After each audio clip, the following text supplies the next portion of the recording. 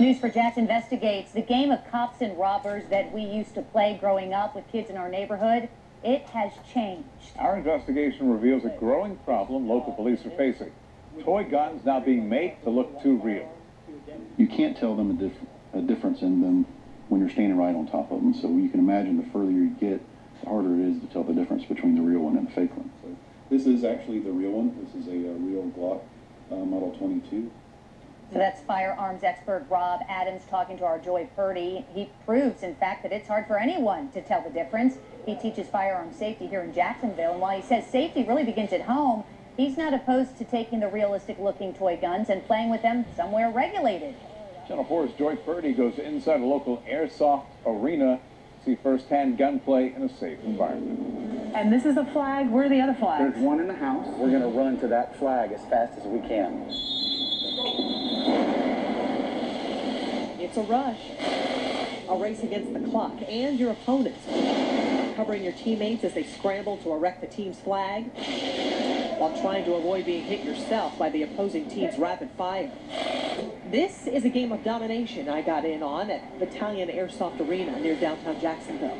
The tactical moves feel real and the airsoft guns look real, but the rules and regs are clearly posted. Here's a jacket that you can wear that will help protect your arm. Thank you. Owner Chris Webster says he and 3 other fathers opened this arena about 4 years ago. We don't really even condone playing in the neighborhoods, and so many people do. That's why we opened this place up, so they would have a safe place to do this, so they didn't have to do it in the streets or in the backyards. I'm thinking devil's advocate now. Sure. JSO trains here, Yep. Some militaries train here. Right. Is it a good idea to have kids come in the same environment, or is that something that's not a concern? Well, no, it's really not a concern. It's because of the realism of gameplay. That's, I think, the attraction of airsoft. So this is an airsoft gun. Local firearms expert Rob Adams says with this realistic child's play must come an underlying understanding and respect for the real thing. If you don't have a firm basis of what's right and wrong, that's what is going to lead you to do bad things. Now, the training that they're getting, going through and playing this every day in that real-life simulation of battle and confronting each other with firearms, that is making them more effective when they do that. But that basis of teaching kids right from wrong, that again starts at home with parents. Adams teaches local adults and children about firearms safety. He showed us how criminals have blurred the line between fantasy gunplay and reality. This is actually the real one. This is a real Glock Model 22 that police officers carry on the street. And this is an airsoft gun, something that you would find kids playing with. But even real guns are now being altered to give criminals an advantage. So this is a Super Soaker squirt gun, right? But it's actually a real firearm. So what they've done is taking that outer plastic hull and put it over a real shotgun. Again, this is another real pistol that they've just inserted into the plastic hull of a squirt gun.